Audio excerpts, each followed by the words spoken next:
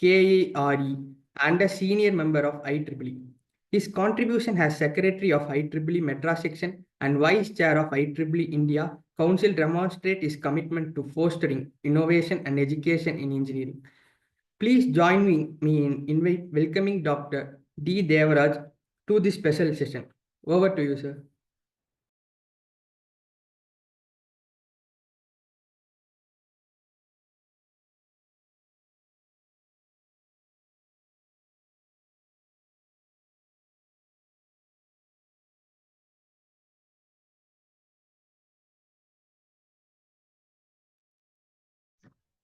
Hello, am I audible? Yes, sir. Yes, thank you. Audible, sir. Thank you, Harshan, and thank you, Dr. Dilip, for the nice introduction. First of all, I would like to thank the head of the department and the organizing team of the faculty development program for handling this session on the fifth day.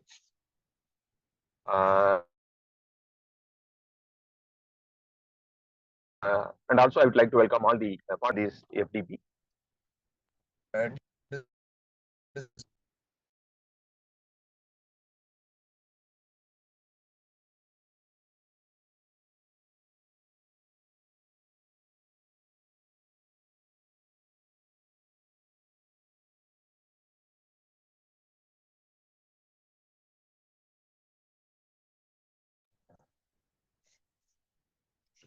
So I'll be focusing on two different aspects in this sustainable smart grid development. One, the technological aspect, that is how we can develop a sustainable energy system through the smart grid technology. So in this first part, I'll be giving you a brief overview about the various components of the smart grid systems and the various services through which we can attain the sustainable development system. And the later part, I'll be focusing on the policies and the regulatory framework. See, equivalent to the technological advancement or technology, what is important for implementation in a country like India is the policy framework, without which the development of the smart grid system will not be a possible one. In fact, the people who are closely working in the domains of renewable energy and power system, they know very well that for more than a decade in our country, we have been discussing about the grid modernization, smart grid development, etc. And here and there we are seeing some developments, but overall, when you look at the current electrical system compared to maybe 10 years back or 20 years back, not much changes as we expected. Almost 10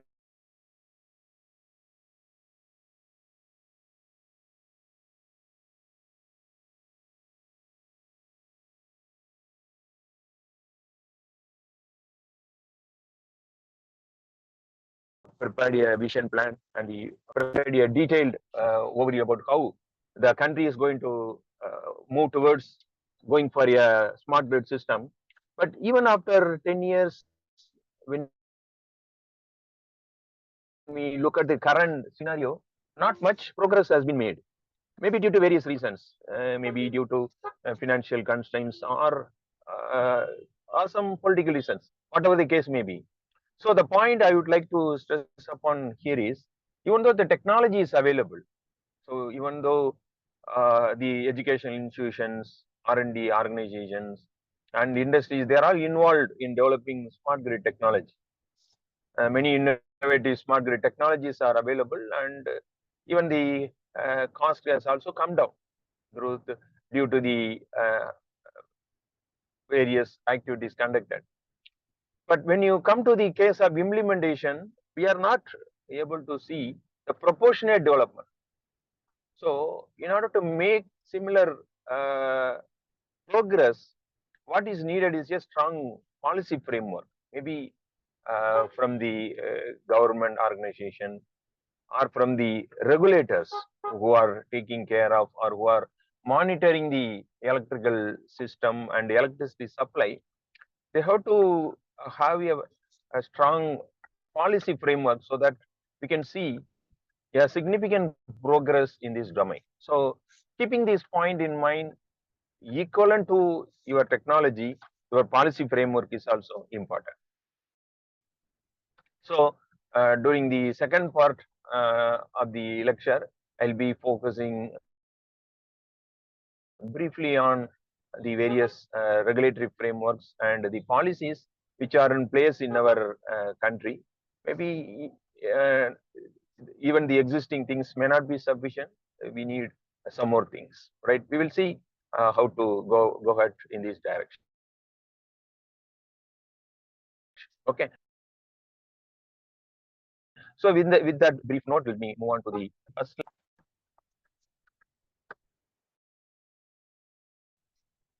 slide. Dr. Dilip? Yes. Yes, sir. Okay. I believe, yes.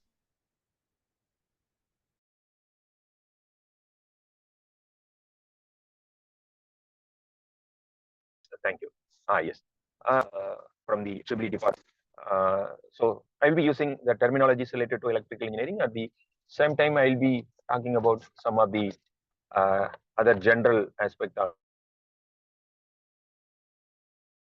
So I believe even the participant from the other domain also will be able to understand the terminologies I'll be presenting to you. Okay, fine. Thank you. So before moving on to the smart electrical system, so we need to understand the structure of the electrical system in general, so that we can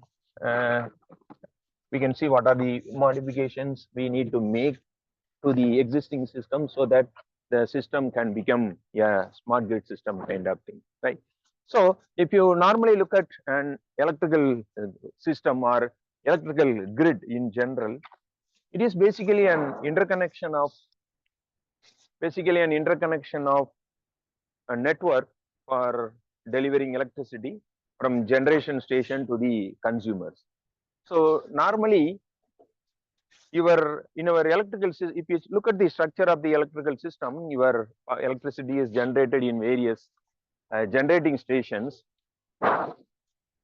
and then through a large network of transmission lines and a distribution system, it is transmitted to the consumers. So this is the general structure. So in this conventional structure, if you look at the structure carefully, you can find that you'll have a few generation points, right? You'll have a few generation points or injections, and then we'll be having huge number of power consumptions. So power consumptions or load points will be huge in nature. So this is the traditional structure. So in a general electrical structure, we'll be having a few generating points and then a large number of your power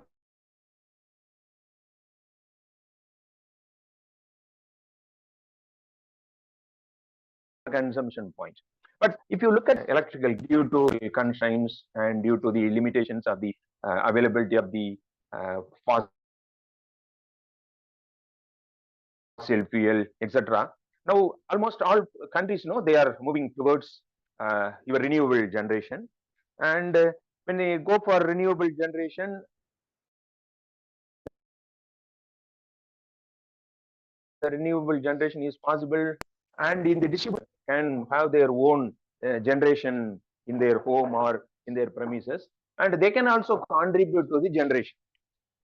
So what is happening now is that apart from the available few generating points, now in the modern electrical grid, you have huge number of power generations or injections. So the traditional electrical system, which was developed earlier, focusing on few generating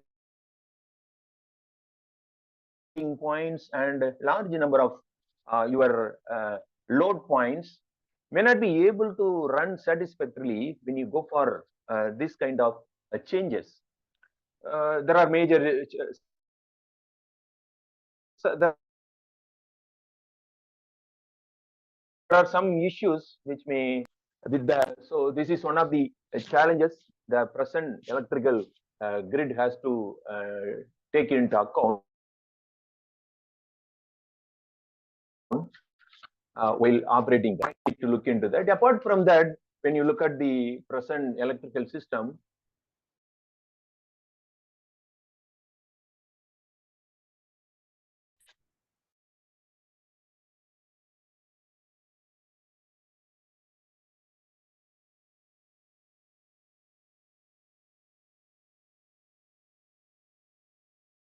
you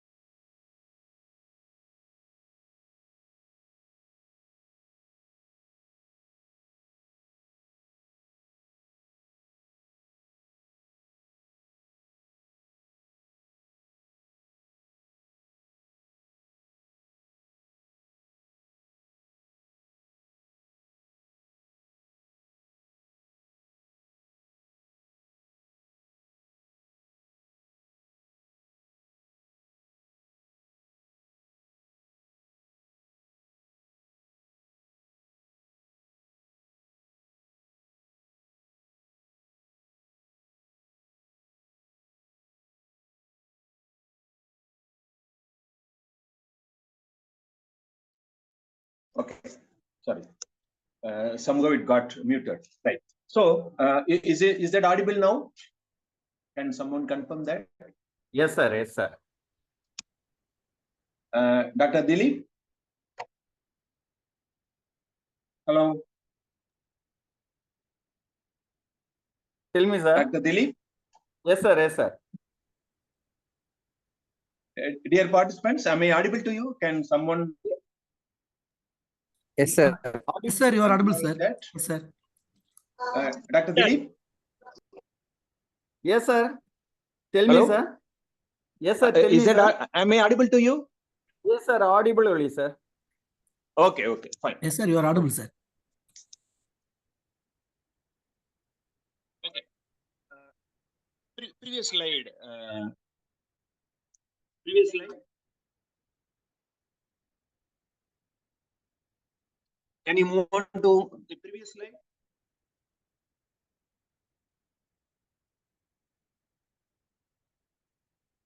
Okay. So there are many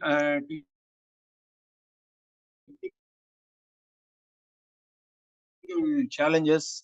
We mentioned that when your system is having a large number of your injection points, the present electrical grid may not be able to work satisfactorily with its modified structure. So second one is your electrical system. The present electrical system is having huge second aspect that we need to look into that. Apart from that, in many electrical systems, no, including our own Indian system, you can find the gap which is existing between the generation and the requirement during a peak period.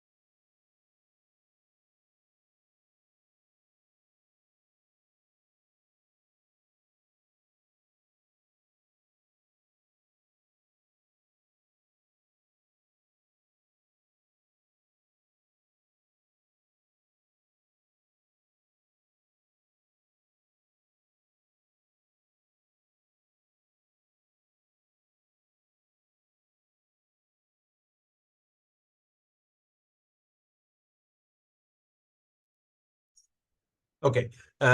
Sorry, participants, I got disconnected. I rejoined again. Hope I am audible to you. Yes, sir. Sir, Yes. are you able to share your screen or should I share? I will continue. No issue. No issue. We will go ahead with that. Let us not Yes, sir. delay that. Okay, Let fine. me know, sir, when to change. Sure. Right. So, Thank you. dear participant, there are many technical challenges the current the electrical grid is facing. So, in order to effectively run this modern electrical system, incorporating your renewable system and also taking into account the various challenges we are facing, what is needed is we need to build an intelligent electrical grid. We need to build an intelligent electrical grid to address the various technical challenges and to accommodate the renewable energy which we need to go for, especially with respect to the environmental issues and also due to the associated climate change. So in that direction, we need to have an intelligent electrical grid, which is known as a smart grid. So that's what you have been discussing about the past few days. Some technological aspect, I will also share it with you. So when you look at the definition, it is an electrical grid with automation, communication, and IT systems. So through which we can monitor the power flow from the generation point till the consumption point. Apart from that, we can control the flow of power and will be in a position in this smart grid to curtail the load to match the generation. All these things we can do it in real time. So these are all some of the major features of a smart grid. And when you look at the components which are present in a smart grid system, you can find that there are many monitoring systems which are incorporated, especially at the distribution level. We'll be having what is called a smart meter to monitor the power consumption from the individual consumers. Apart from power consumption, you can also monitor the voltage profile, power factor, power quality, etc. All of them you can monitor.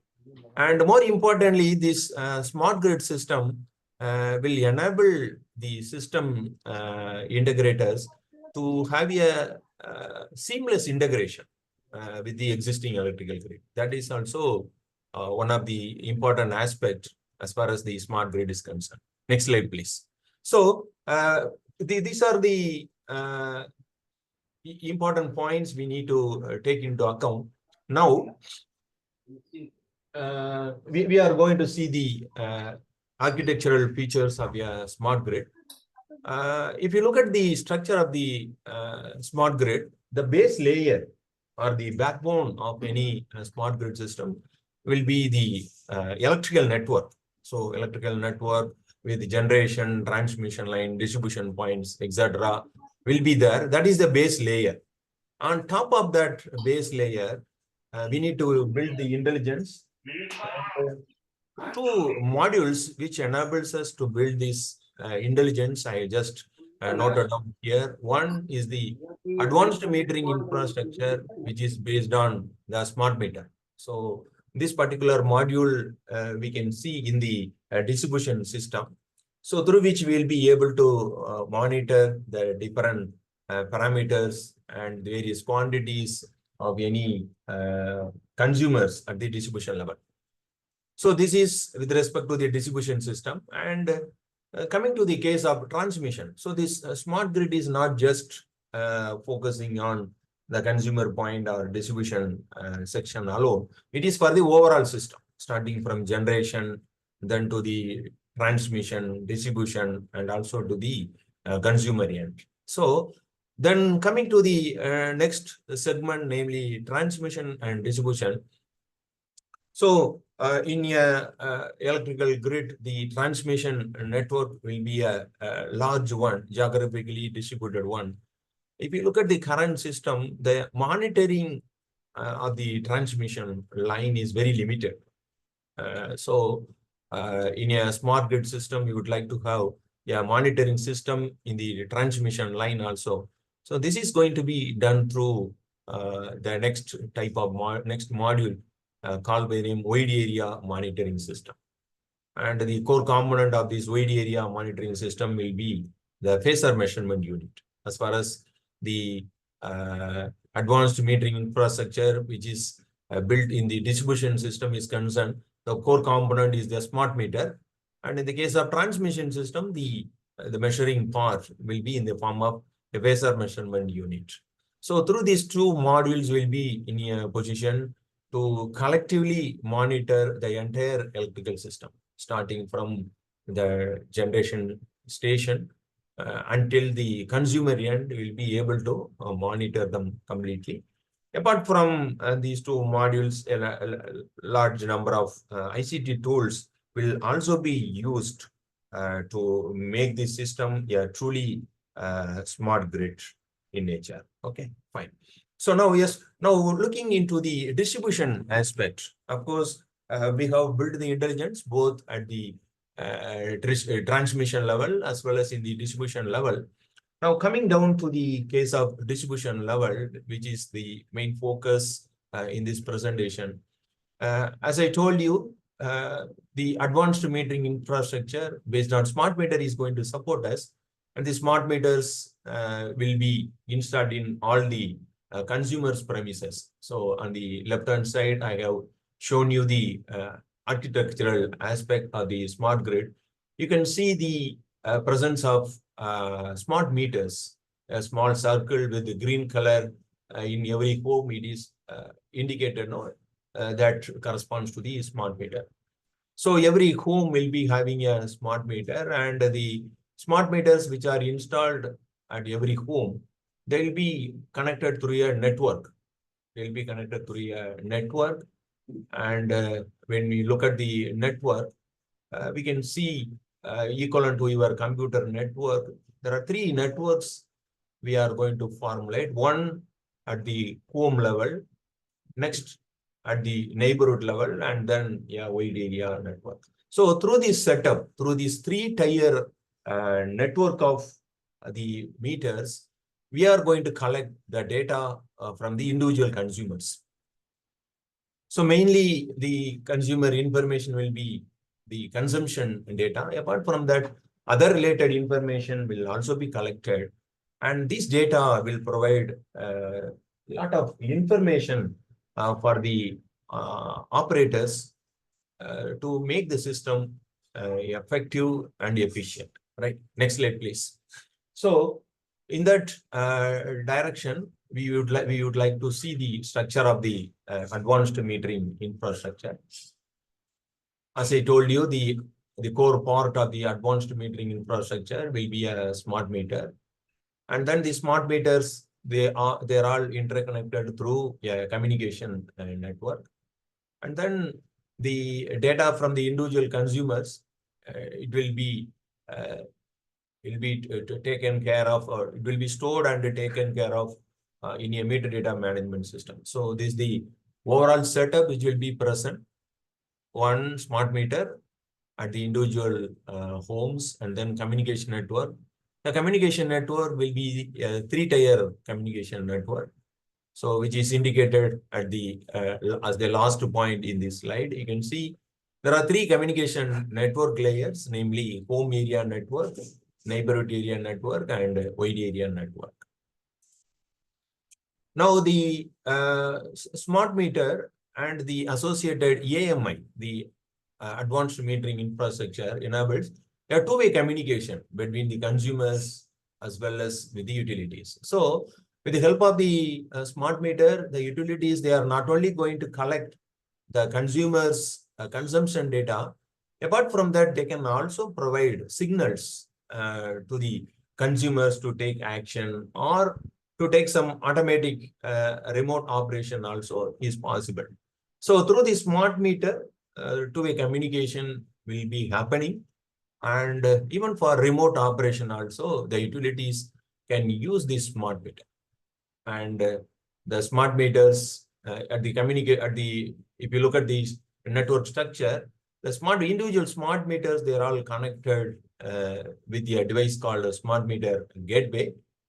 And the smart meter gateway is going to collect the information and communicate this information to the next level of gateway, and finally it will be collected at the central location. So at the central location, the collected data will be processed, and the decisions will be taken based on the collected data. So this is the structure of the advanced meeting infrastructure and the details we are going to collect. And next slide, please. Okay. So now, so far we have just looked into the general aspect of the smart grid system and the structure. Now coming down to the specific requirement of developing a sustainable energy system. So everywhere we have been trying to make our electrical grid as a sustainable energy system. So we would like to know in what way the smart grid technology is going to enable us to develop a sustainable energy system. So there are many features which are associated with the smart grid, mainly from the angle of automation, monitoring and automation. But more specifically for sustainable energy development, how they are going to contribute or going to enable, we would like to understand. First, when you are having a smart grid system with so many number of devices for monitoring, control, and other things, it is possible for the utilities or the electrical system operators to operate the electrical systems in an efficient manner. Maybe through certain strategies, it is possible to cut down the losses which are taking place, both at the transmission level as well as at the distribution level. So that is the first task, first objective we can achieve. Second thing, as we are able to continuously monitor the electrical systems, starting from the generation point until your consumer point, it is possible to efficiently operate the systems. And also we can reduce the wastages which are taking place. So in that way, energy efficient operation will be possible with the available smart grid technology. So smart grid technology is going to help us to efficiently operate your electrical system. Apart from that, I mentioned about the issues related with the gap during the peak period or peak load demand. So the smart grid system with a strategy called demand response program, it can manage the peak demand very effectively. So by effectively handling the peak demand through the demand response, we'll be able to reduce the load. We can efficiently meet the required load. And also you can postpone the expansion of the system. The investment towards the expansion can be postponed or minimized through this strategy. So all of them are possible with the existing smart grid technology. So in short, we can claim that smart grid technology will enable us to have an efficient energy management system in an electrical grid. So that will surely contribute to a sustainable energy system. The second important thing is, as I told you earlier, because of the climate change issues and environmental impact of the fossil fuel-based power generation, we are moving towards renewable energy-based green energy sources. But the major issue with the renewable sources is that they have uncertainty with the power generation. And for integrating the renewable sources, we need to use power converters. So all of them, we may not be able to do it in the conventional system effectively. So integration issues we are facing in many places with the conventional electrical system. But with in the smart grid system, the seamless integration of the variable renewable energy is possible. Apart from that, as we know, the renewable sources, during certain period, they will be able to generate electricity. For example, solar, during the daytime, it will be able to generate, but it may not be able to generate during the nighttime or in the evening period. Likewise, wind, whenever wind blow is present, it can generate remaining period, it will be ideal. So in order to maintain the continuous supply of power, what is required in a renewable energy based system is the storage. So the excess energy from the renewable has to be stored and it has to be utilized during the later period. So your smart grid technology is going to support us in this aspect also. And the third development which is taking place in a very fast pace is the e-mobility or electric vehicle technology. But in order to effectively utilize the e-vehicles, we need charging infrastructure. We need charging infrastructure. And that is also possible in the case of smart grid. So these three aspects which contributes to sustainable energy, namely efficient energy management, smooth integration of renewable and smart EV charging infrastructure, they are all facilitated by the smart grid system. So we can say that by means of the smart grid technology, it is possible to have a sustainable energy system, right? Next slide, please.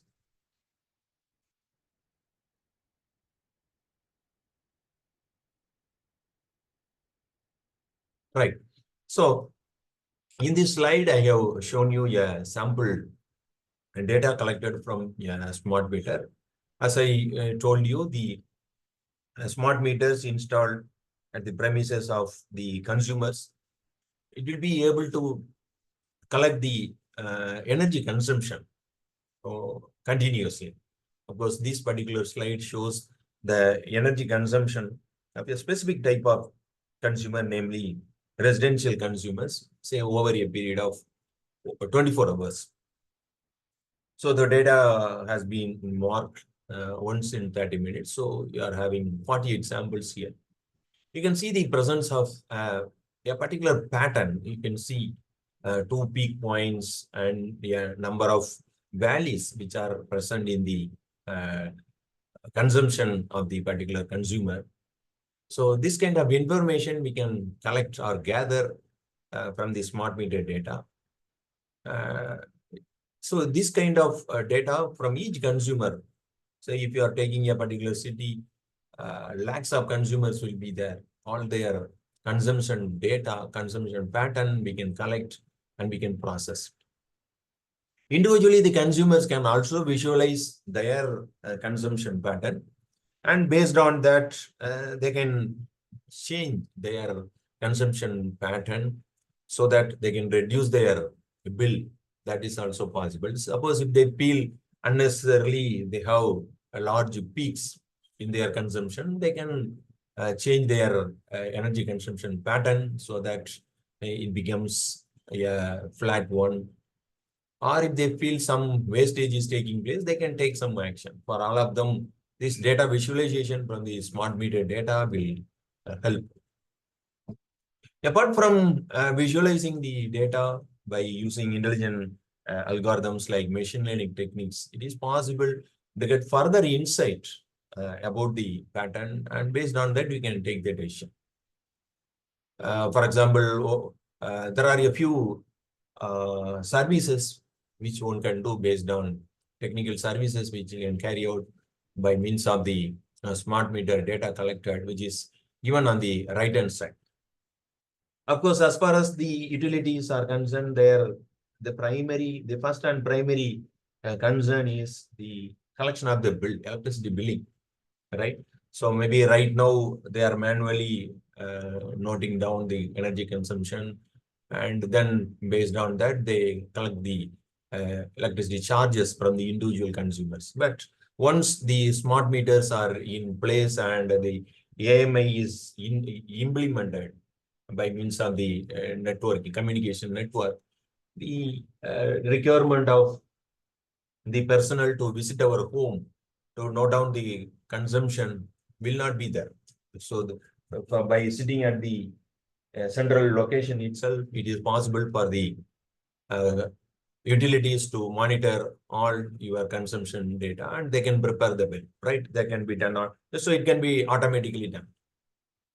So the second point, as I told you, individual consumer, they will get some awareness about the energy pattern, the energy consumption. The third one, see, the load consumed by any consumer is uncertain in nature. So even though we can give some capture the pattern which is present, but it is not a same one all the time or all the day. So it is variable in nature.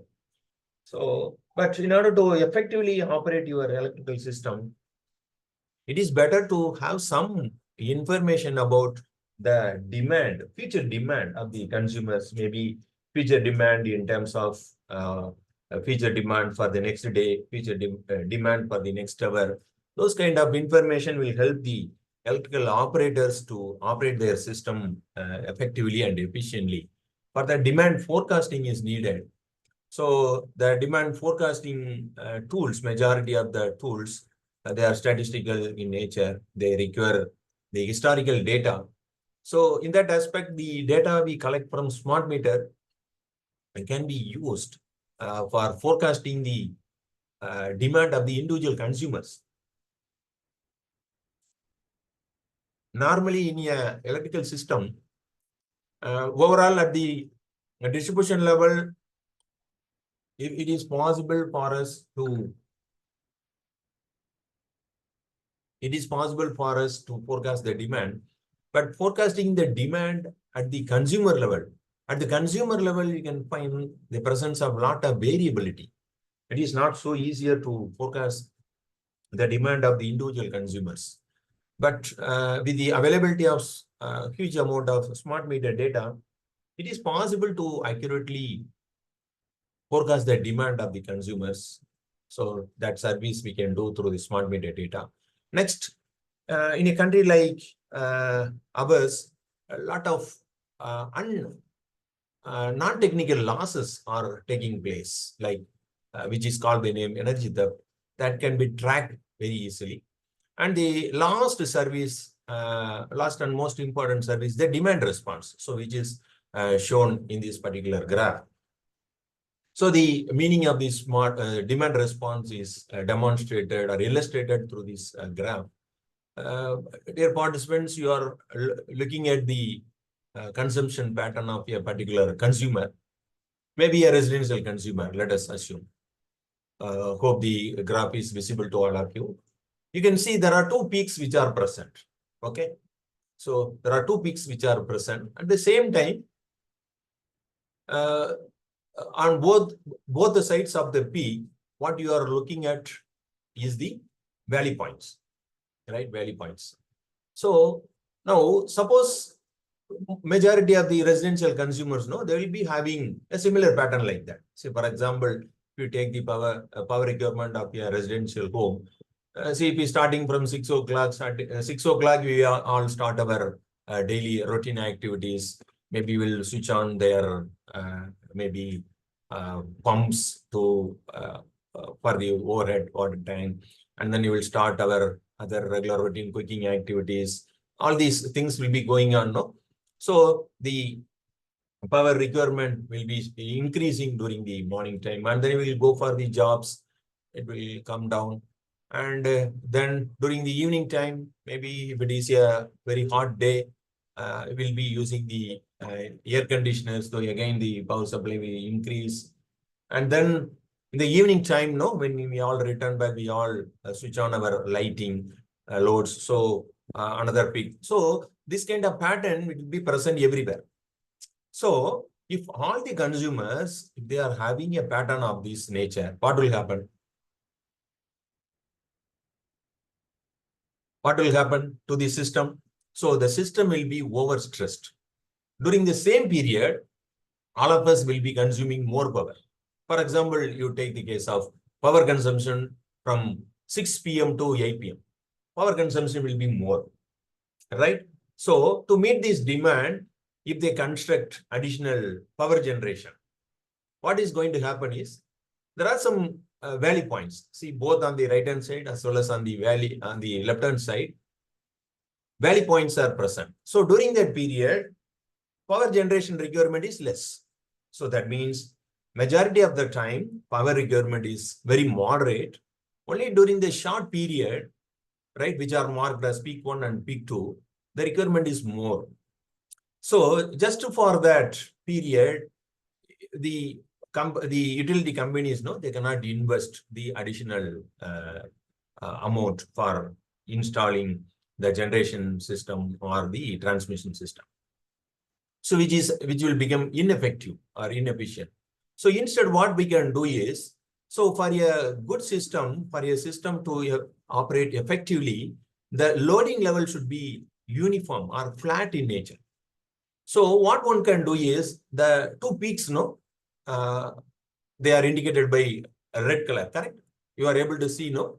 Somehow, if you can move the top portion, right? If you slice that top portion, and if the consumption corresponding to that portion, if you move to that valley part, maybe peak 1 to the left hand side and the peak 2 to the right hand side, what will happen? So your load curve will become a flat one, right? It will become a flat one. That means the loading level on the system will be uniform. So every utilities, they expect a load curve of this nature, so that the electrical system is loaded fully for the total period of operation. So this can be done through an activity called a demand response. So assume that this is the normal pattern of power consumption by a consumer. So now the utilities, what they need to do. So in future, what is going to be happening is we'll be having a variable tariff structure. So in the variable tariff structure, the tariff level will be less during the off-peak period. For example, in this case, some off-peak periods, some valley points are shown, no? So during that period, if you consume power, the cost will be less. Whereas if you consume power during the peak period, the charge will be more. So if this information is communicated to the consumers, they will be inclined to use the electricity during the period in which electricity charge is less. Maybe all the activities during the peak period 1, peak period 2 cannot be shifted, right? For example, lighting load, no, we cannot switch off during that period. We essentially require certain electrical appliances that we cannot do. But if there are any important activities, if they are happening during that period, for example, operating a washing machine or filling the overhead tank, something kind of thing, what they can do is they can shift that activity during the off-peak period. So in that case, what is going to happen is two benefits. What are the benefits? What are the benefits to the consumers in this action? Can anyone comment on that? So my question is, if a particular consumer pushes the unimportant loads to the off-peak period, what will be the benefit to the consumer? So if they use their electricity during the off-peak period, the benefit is the charge will be less, right? It is a variable tariff structure, no? So during the off-peak period, yes. So during the off-peak period, the charge will be less. So overall electricity bill will be reduced. At the same time, the electrical utilities also going to get benefit. What is the benefit for the utilities? What is the benefit for the utilities? The stress on the electrical system will be reduced. So they need not invest additional money for expanding their, yes, thank you. So they need not spend additional money to expand their power generation or transmission system. So these are the benefits we can achieve through demand response, right? So these activities can be done effectively through the smart meter data and through the AMI which is available. See, two-way communication is possible, no? The utilities can communicate that information to the consumers. Consumer in turn can take the action corresponding to that. And in the worst scenario, if nobody is responding to their call for demand response, and if the system, if the utilities found that it is overstressed, what they can do is they themselves can take action. They can cut off a few loads in your home. Of course, it may there will be an issue of privacy and all, but still, in the worst case scenario, that can also be done, right? These are all the benefits which are associated with the demand response. Okay, right. Next slide, please.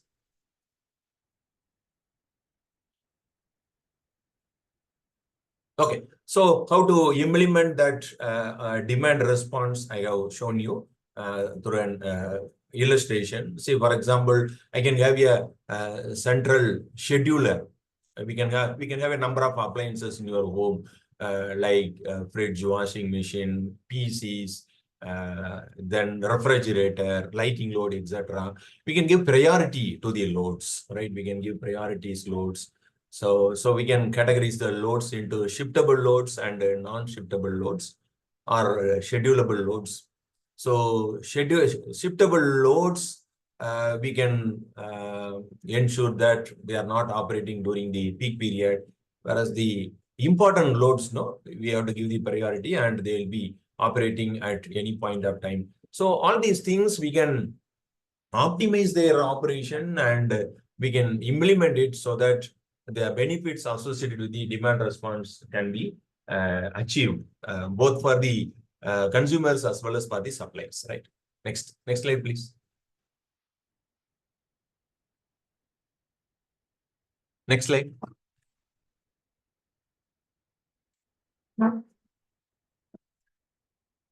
Okay, right.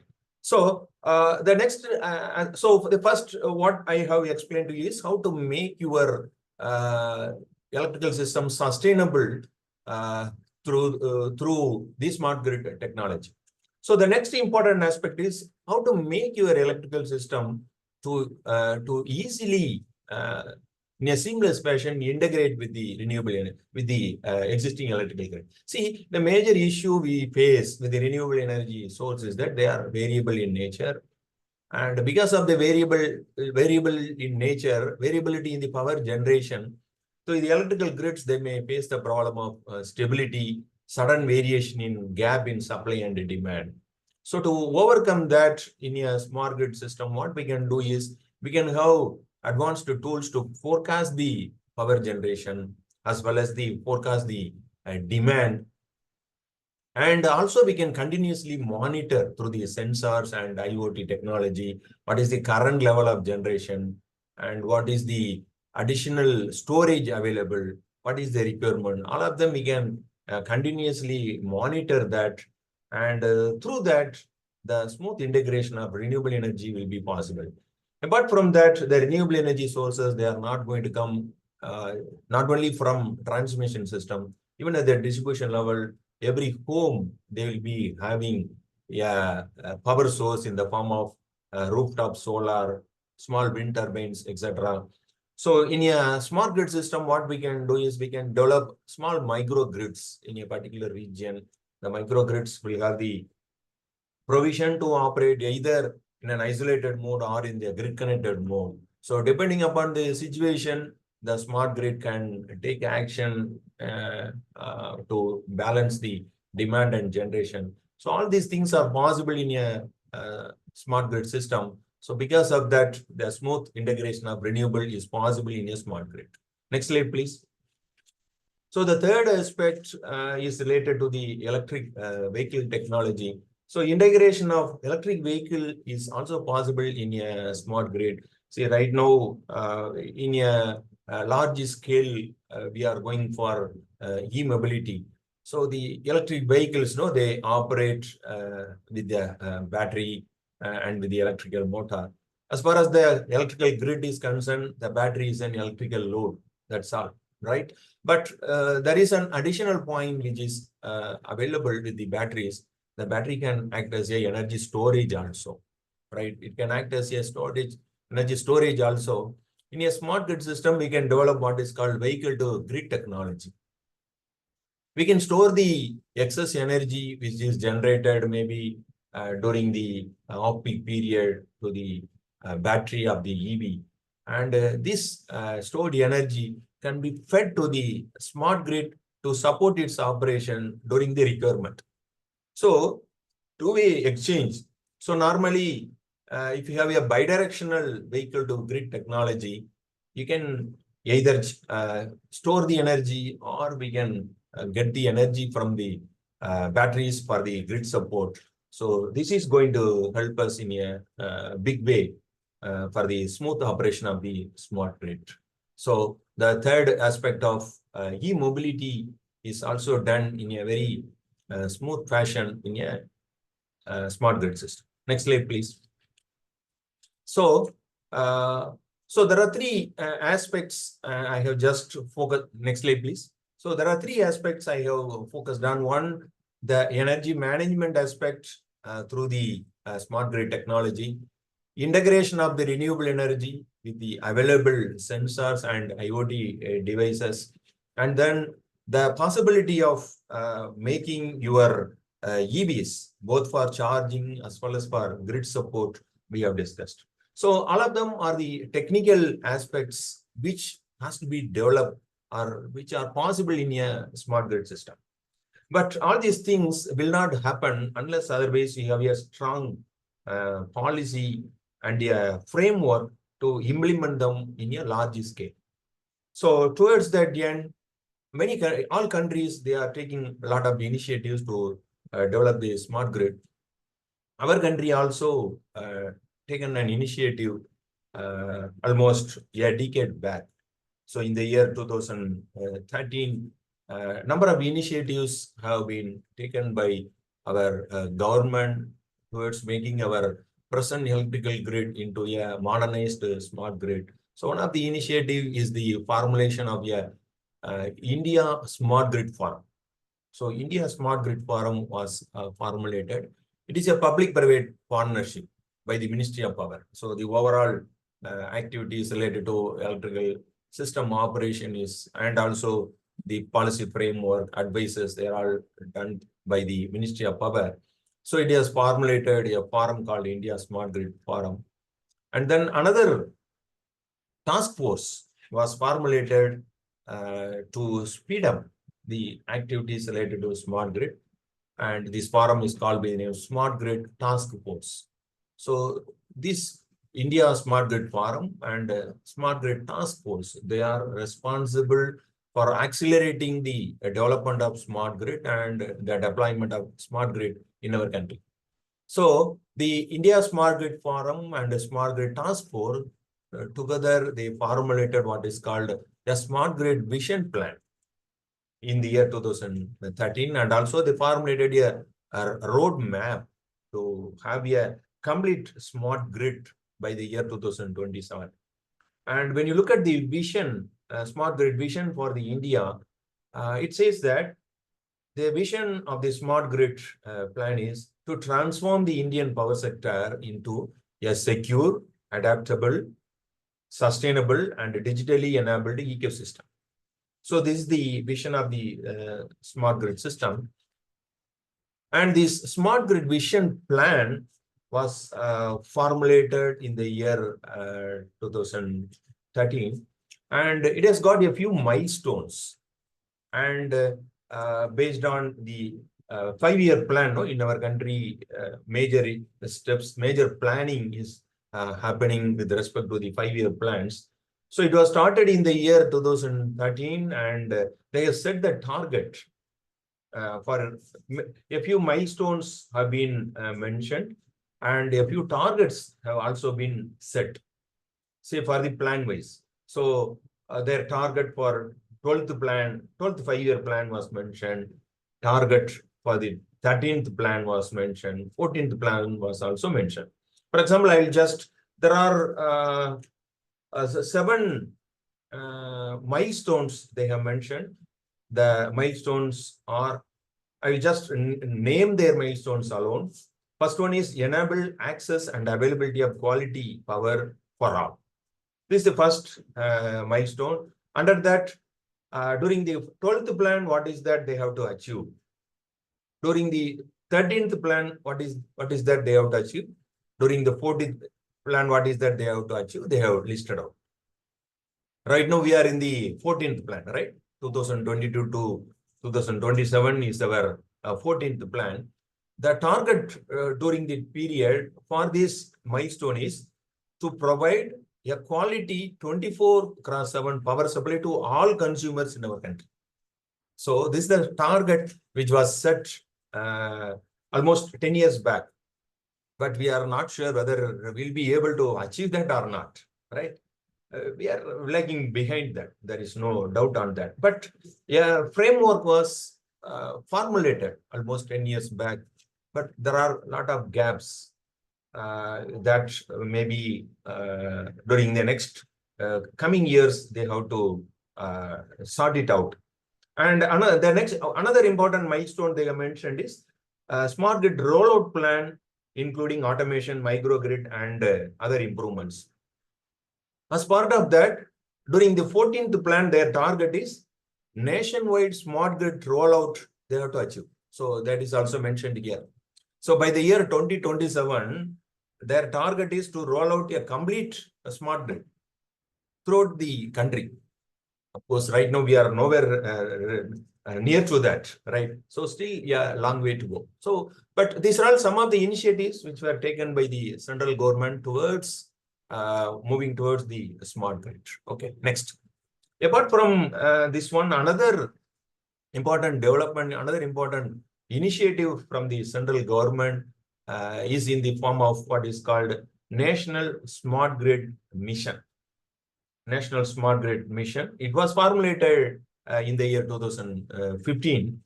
And as part of the Smart Grid mission plan, they have started a few smart grid projects in 4 places. Complete earlier in the previous plan, no, they proposed a pilot project in 14 locations, and then in the year 2015, as part of this national smart grid development policy, in 4 places, complete smart grid projects were undertaken. 2 in Chandigarh, another one in a city in Rajasthan, and then in Jharkhand. So these are all in different stages of completion now. Apart from that, with respect to smart grid, the Power Grid Corporation, they have developed a smart grid knowledge center. So through which the main focus of this knowledge center is to disseminate the technology related to smart grid to the common people, so that they can also adapt that. And in all these technological development, the major part is related to smart meter. So the National Smart Grid Mission, they have set a target of installing smart meters throughout the country, and the target they have set was 7 lakh something, and at present it is almost they are in a position to reach that target.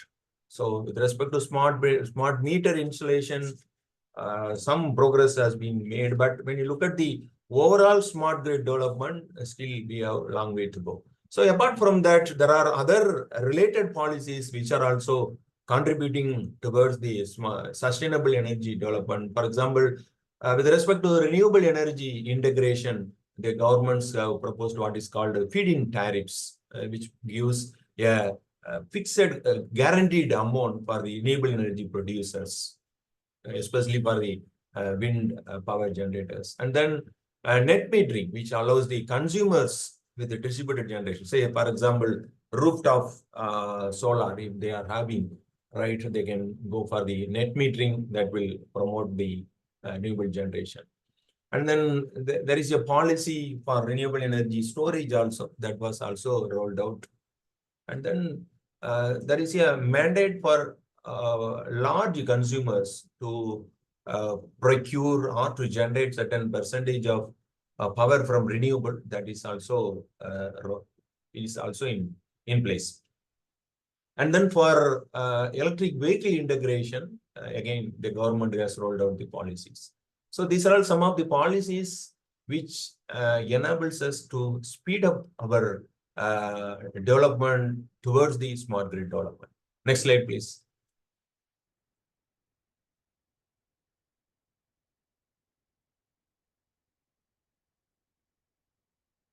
Okay, so these points I have already covered. We can. Okay, the next one important point in this one is the smart meter national program through which smart meters are installed at the consumer end throughout our country. Okay, fine. Next slide, please. So apart from policies, regulatory framework is also important. So two regulatory frameworks which are in action to promote the sustainable energy system is the Renewable Energy Act of our country and the General Electricity Act, which drives the smart grid adaptation.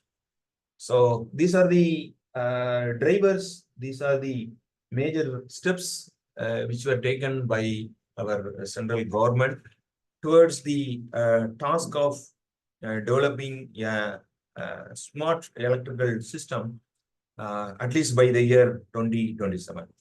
So central government is, okay, next slide, please. So central government is taking a lot of steps towards that direction. At the same time, the state governments, they are also joining hands with the central government. At the central government, the major policy makers are the Central Electricity Authority of India. So apart from the policies framed by these are central electricity authorities, the special task forces, they are also involved in framing the suitable policies for promoting the smart grid activities. At the same time, individually, the state governments, they are also framing, formulating their own policies and regulatory framework so that they can speed up the smart grid development. So these are the points which I just wanted to share with you. So in this presentation, what I have covered is the technological aspects which enables the development of a sustainable smart grid. Of course, main 3 points I have highlighted in this one. One, with the availability of the smart grid technology, it is possible to develop an energy efficient system which contributes to sustainable energy development. And then the smooth integration of renewable energy is possible, and the integration of e-vehicle, that is also possible in a smart grid system. That is about the technological aspect. Coming to the policy frameworks, the steps taken by the central government in the form of developing the National Smart Grid Mission and their associated pilot projects and the smart grid projects. And then the Smart Meter National Program to speed up the smart meter installation. So all these things we have mentioned. We hope all the technological aspect as well as the policy framework which are in place in our country will enable our nation to move towards the development of sustainable energy system. At the same time, as academicians, we are also having a major role to play. Maybe the policy frameworks which are in existence, you may have to communicate to the students, and also more specifically, it has to be communicated to the common people, especially the large consumers of power, so that they are also involved in this development. Unless otherwise, all are involved, just with the power generating utilities or regulatory authorities alone, they may not be able to achieve this task, especially in a large country like ours. So central government, state government, along with that, all the stakeholders, including the consumers, they have to join together to achieve that. I hope in the coming years, with the support of all of them, maybe very soon we'll be able to realize the development of smart grid. So with this, I would like to close. If there are any questions, I would like to respond to it. Thank you. Maybe as part of the promotional activities, individually to our students, we can give small projects related to that. Of course, there are many PhD scholars, they're also working on that, but UG level students, they can join with the industries to develop low-cost smart grid technology. Because there are many technologies which are available, but they are not meant for our country. Maybe suitable to our country, if we develop, there is a possibility that the adaptation from the consumers will be more. And in that case, there is a possibility that we can speed up the process of having a smart grid system completely throughout our country. Thank you, sir. Okay. Over to participants. You can unmute and ask questions, or you can make use of the chat window for asking the query.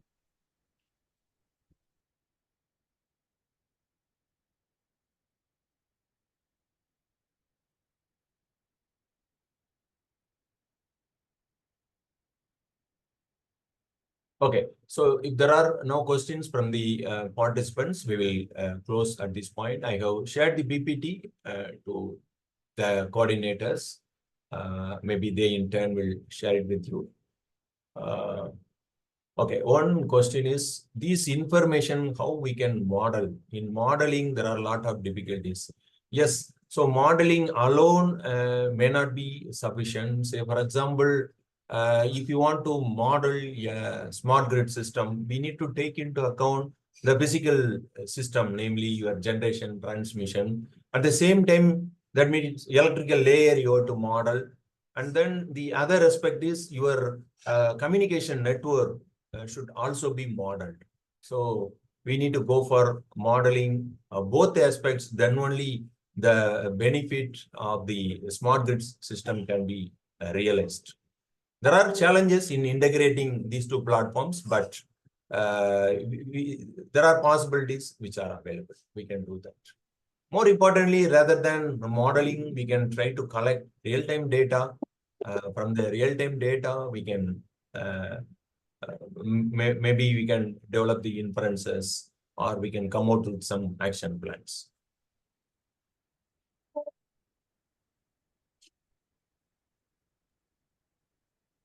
Thank you, sir. Now I call upon Harshan to deliver the vote of thanks. As we draw close to the end of the session, it is my privilege to deliver the vote of thanks for this enlightening session led by Dr. D. Devaraj sir.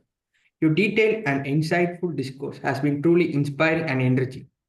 Your unparalleled expertise in artificial intelligence, renewable energy, and power system optimization, along with your dedication to research and education, serves as a guiding light for many.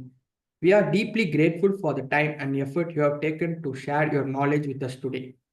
I also extend my heartfelt gratitude to our institution for making this session possible. To all participants, thank you for your active involvement and enthusiasm throughout. Let us leave today inspired to pursue knowledge with the same passion and commitment exemplified by Dr. Devaraj sir. Thank you once again, sir, for being with us. Thank you all. Thank you, Harshan, and thank you, Dr. Dilip Kumar, for inviting me to be part of this faculty development program. Also, I would like to thank the principal and the head of the institution for inviting me to this session. Thank you very much. And also, I would like to convey my sincere thanks to all the participants for their passion hearing, and my best wishes to each and every one. Thank you. Thank you, sir. Thank you, sir.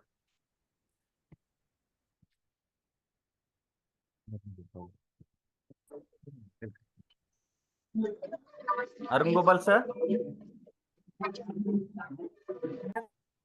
Yeah, Jai Siva. I'm there. Yeah, good evening, sir.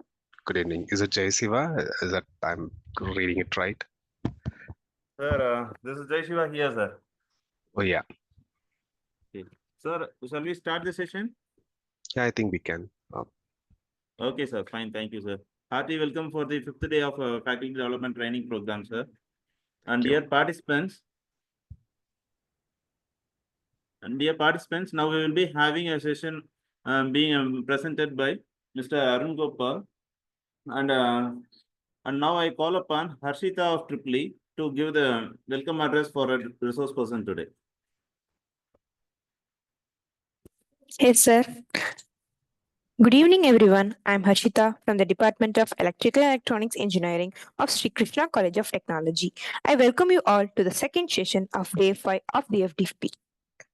It gives me immense pleasure to welcome you all to the special session where we aim to learn and grow together. We are honored to have with us an accomplished professional who embodies expertise and innovation in facilities management, workplace automation, and sustainability.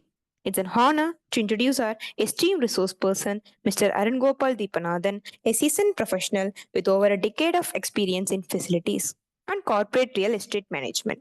A CDCP and WELL AP certified expert, Mr. Arun Gopal specializes in workplace automation sustainability and strategic real estate solution. He has spearheaded groundbreaking sustainability initiatives, including achieving net zero carbon targets across the APAC region. His leadership has resulted in a remarkable 7 year-on-year energy reduction and the automation of 14 plus years of facility process. Throughout his career, he has managed a large-scale real estate operation, optimized space utilization, and executed high-impact energy conservation projects. Previously, he played a pivotal role at Hewlett-Packard Enterprise, where he implemented strategic policies like Future of Work, Return to Office, and at Honeywell Automation, where he gained expertise in electrical system and energy engineering.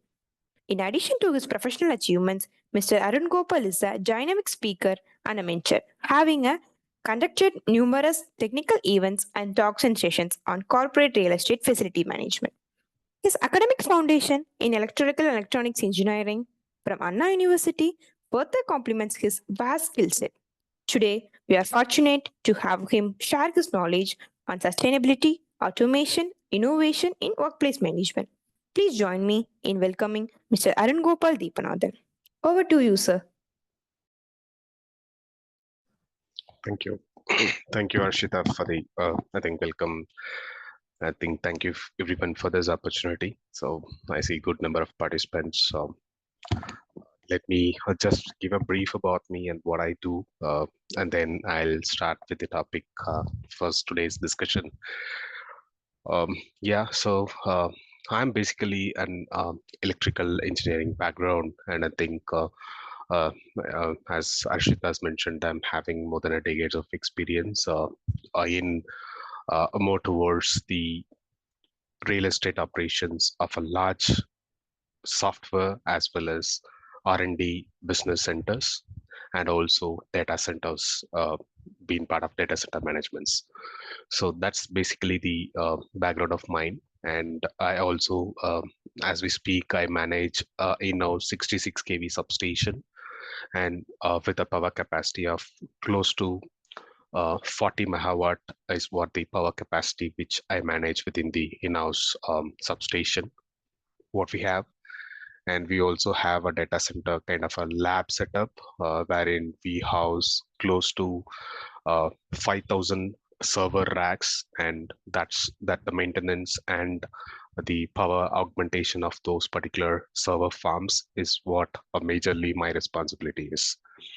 And I come from a sustainability background. I mean, have driven various sustainability related programs within multiple organizations I work for.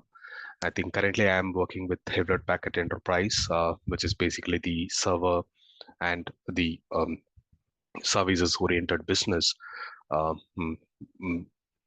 And then so as I said, I'm more towards sustainability and energy optimization and energy management. That's my background. With that, quickly, let me pick it on the topic. Today, I think we are looking at speaking about the topic of integrating circular economy principles into the power systems. That's a topic which I think it is something which we are going to talk. I see good number of participants, and I believe all the participants are faculties here, which means that collectively the pool of talent what you all have is far bigger than what I have with a very little amount of experience what I have from the industry. That is nothing compared to the exposure and the experience what you all collectively bring to this particular session. So I would request let this be an interactive session. So have not prepared anything very big. It's kind of a very gentle conversation it's going to be. So let me put it across what I know, and also let's see how best we can share the knowledge between this particular my side and along to the other side of the table. So the request will be is to be interactive as much as possible. With that, let me share my screen and let's get into the session.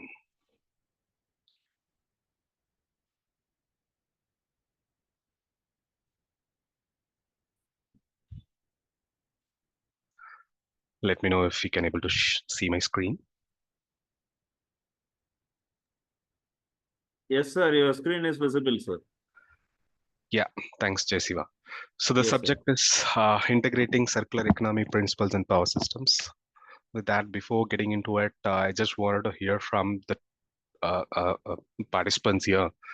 What is circular economy and what is our understanding about the circular economy? Because this is the basic of the particular topic what we are going to speak, and more from a sustainability perspective, what is circular economy? And just to validate our thought process are same. I should not speak something which is different, which is not related to this particular content. So just wanted to understand the understanding of the participants and being aligned with that particular thing. That's the objective of this particular kind of interaction. So can someone let me know or highlight me what do you feel that it is a circular economy?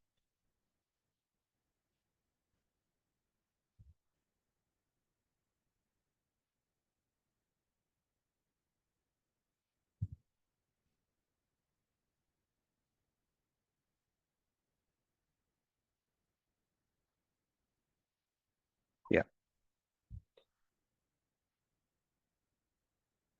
that's a great answer. Focuses on eliminating waste and continuously using resources.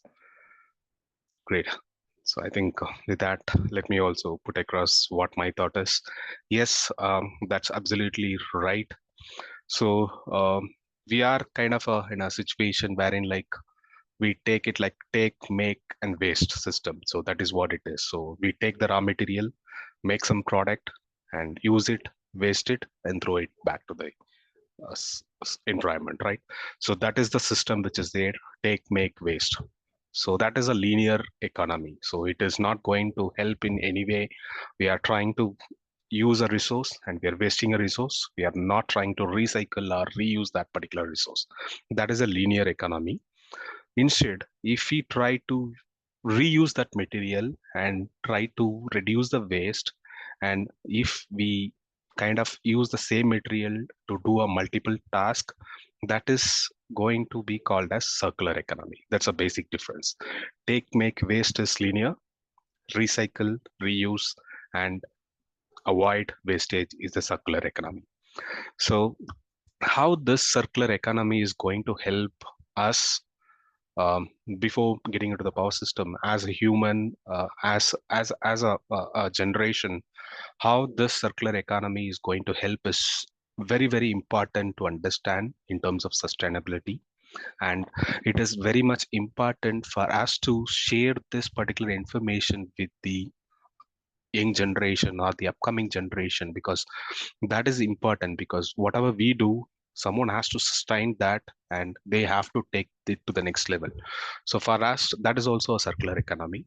So for us to happen, so let's be very clear on what we are trying to do. So whatever we are trying to do, so take how much is needed, use how much is wanted, and then avoid wasting it. So that's something which is to be practiced in everything what we do, irrespective of power system, irrespective of fuel management, irrespective of cost management, irrespective of food, anything, even the way we speak, we have to be conservative in the amount of energy which we are letting out, right? So that is also in a way as a circular economy.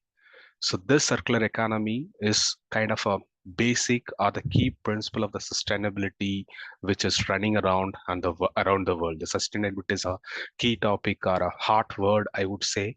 And behind sustainability, nothing else is there. It's just the circular economy. So that's a basic things of everything. So as I said, what is circular economy's principle? Only 3 principles are there. Prioritize renewable inputs, which means what you can get easily, try to use that material or try to use that particular product or raw material.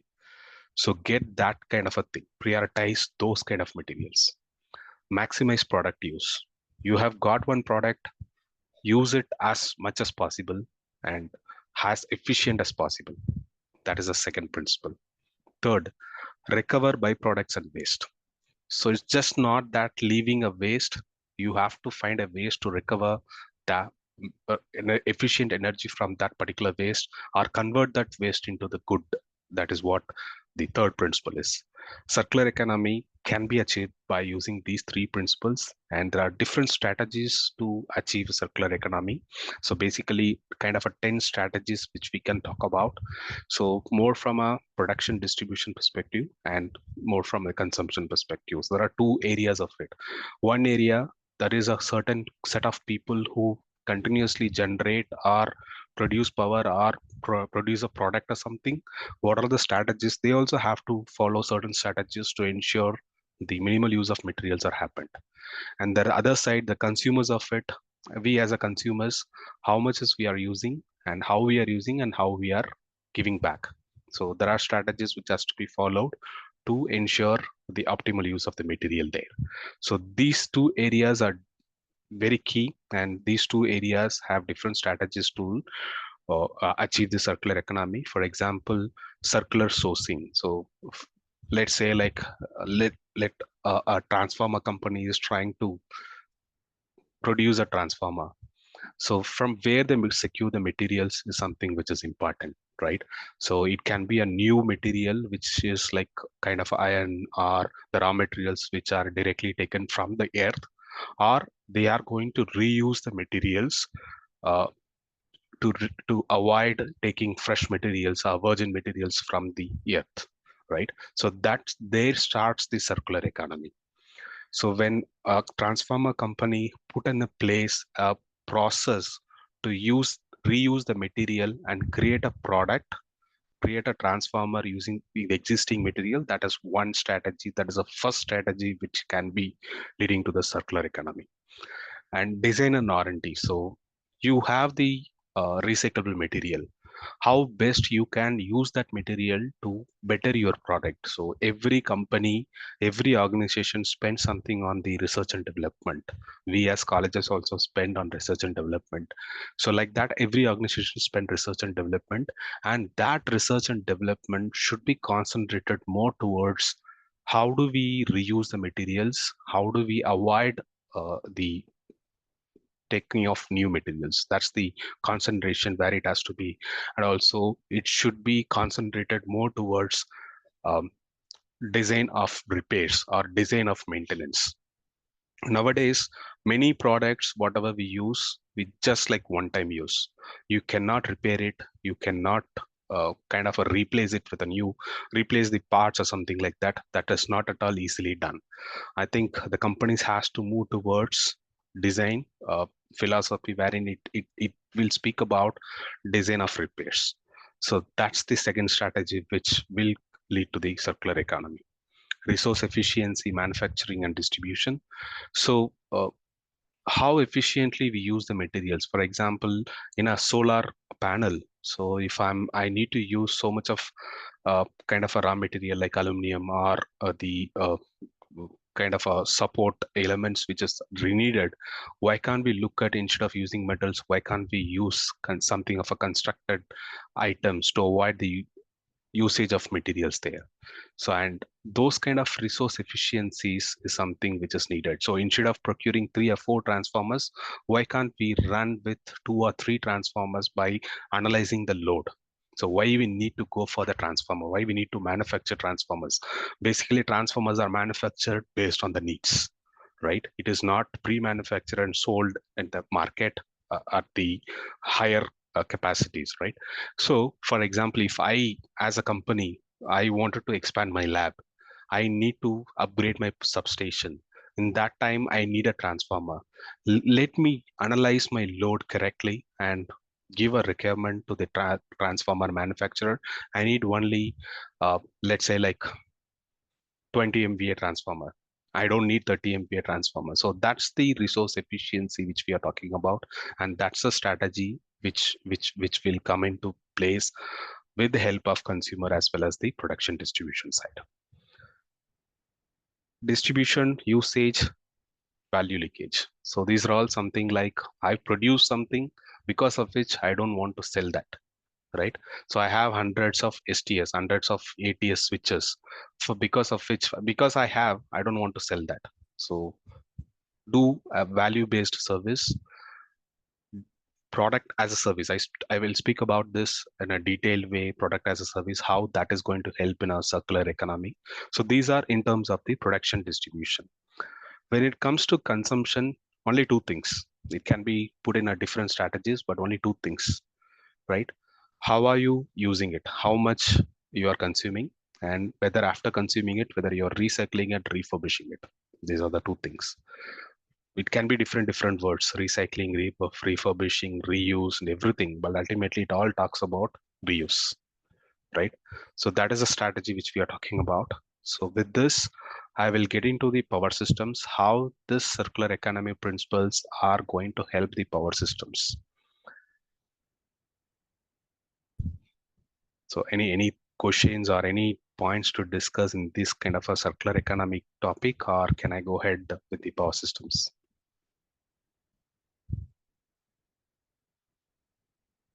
Okay. Let me see. Let me take you here. How do we integrate the power systems?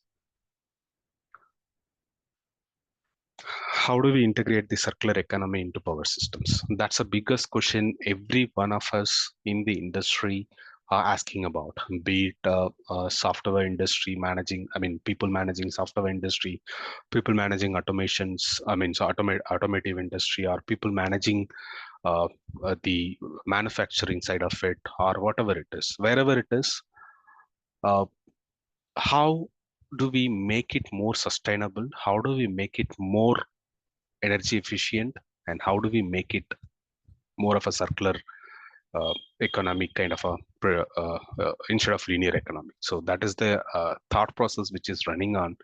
And with my kind of a little knowledge what I have, so I've put across 5 areas wherein these are the areas which I personally concentrate, and I've been driving things towards these particular areas, and I will relate to what I'm doing so that it becomes easy for us to understand more from my experience part of it I'm talking about, and also what I've seen in the industry through the close ones or wherever I visited. So it is more of a my perspective. So please correct me if my perspective is wrong, and I will be happy to take that, right? So how do we integrate circular economy into power systems? One is the rise of renewables. I think renewable energy is something which every company is going towards getting, procuring the renewable energy for their particular organizations, right? The renewable energy is nothing but, renewable energy, every one of us know. So it is kind of avoiding fossil fuels and going towards solar, wind, geothermal, and taking that as a green power from instead of burning the fossil fuel. So that's a renewable energy, and it is not a diminishing kind of a resource. So that's the basics of circular economy. And circular economy and renewable energy, if we mix it together, so that's where you are getting a benefit, right? So you are looking at in terms of how much energy I need it. So instead of taking that from the thermal energy, I'm going to take it through the renewable means. So that's a circular economy mindset which is coming into the picture or coming into play here. So with that, I think what we are trying to say here is companies are already concentrating on renewable energy, procuring renewable energy, installing renewable energy plants, and kind of setting up high scale plants and smaller scale plants and getting into the renewable agreements with the already installed power plants to procure energy and all those things. But can we get into a further step ahead and tell, for example, if a company is setting up a renewable energy plant, so can we tell them, my solar panels, I want only the recycled panels.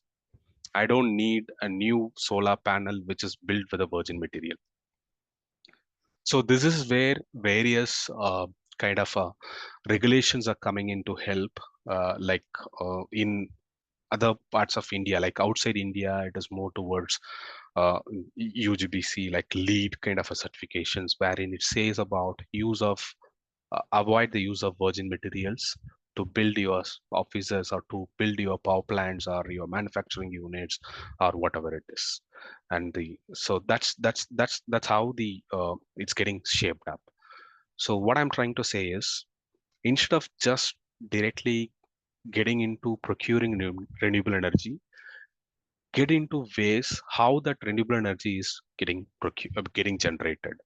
The solar panels which they are using, is that being used with the recyclable materials, or the batteries which are used, whether they are creating a battery storage strategies or battery kind of a what to call the storehouse, is that required, or can we directly feed it to the grid and to avoid the battery storages. So those are the strategies which has to be thought through.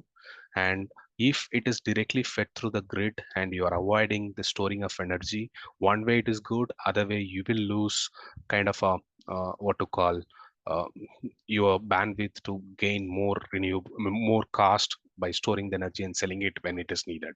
So those are the aspects which a company has to take a call when it is driving its sustainability efforts towards circular economy.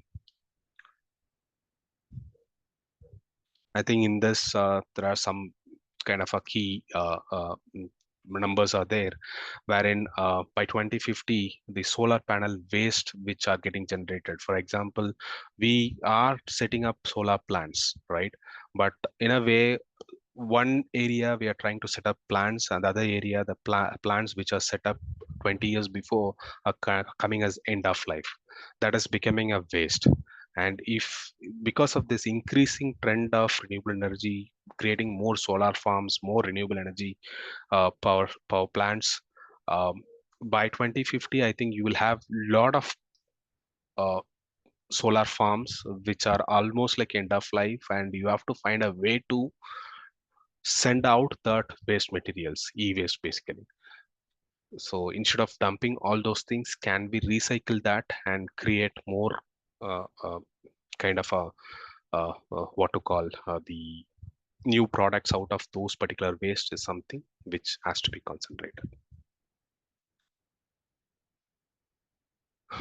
The second aspects of it is like increasing recycling and resilience. So this is something closer to what I have said before. Recycling. So for example, in our campus, in our particular campus, what we are doing is we have a biomass plant, a biogas plant basically. So what we are trying to do is the food waste, basically all the food waste from the cafeteria, as well as the biodegradable waste from the campus in terms of the leaves, in terms of the kind of the dried wood and all those things, right? So those things are getting collated, and there is a biogas plant which disseminates all this food waste, bio waste, and everything, and creates a methane gas, and that gas is getting reused to generate power.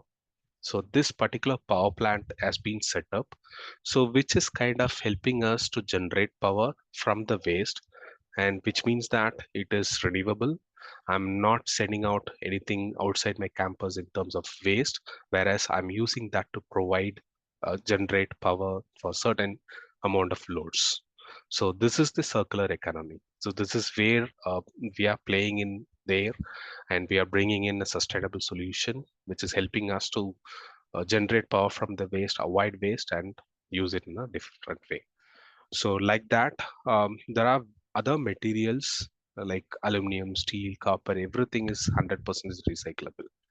And only 5% of energy is needed to recycle the material than creating a new material. For example, if I needed to create a phone case with aluminum, if I need to spend 100 rupees, or if I need to spend 100 kilowatt of energy to make that particular aluminum case for a phone, if I use a recycled material, I need only 5% of the energy.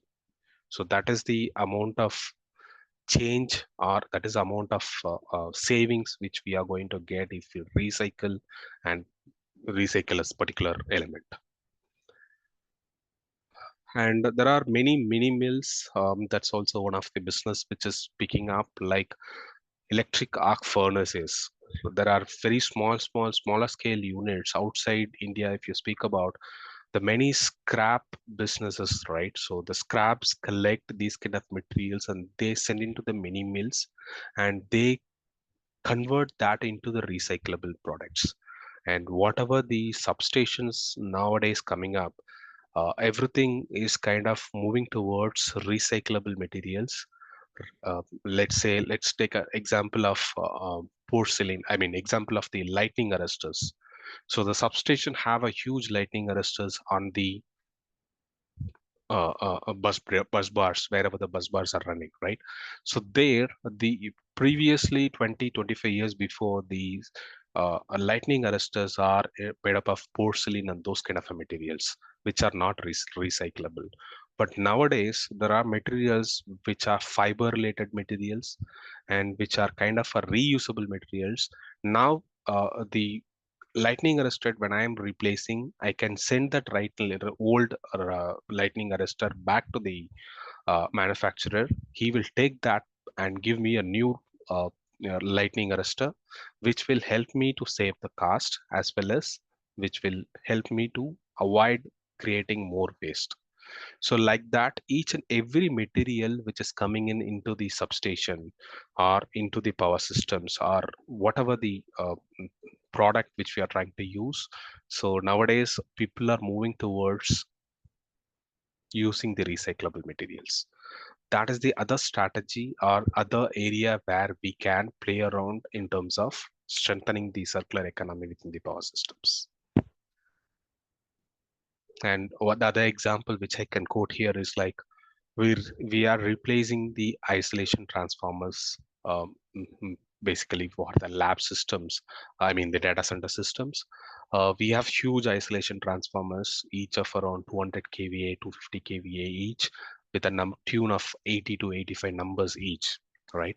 So think about 80 numbers of 200 kVA isolation transformer, which will be easily occupy, each transformer will be a size of at least 50 to 60 square feet, right? In a size I'm talking about, basically a small room kind of a setup. So when we are sending that much of a isolation transformer without recycling, so that's a waste which is getting piled up.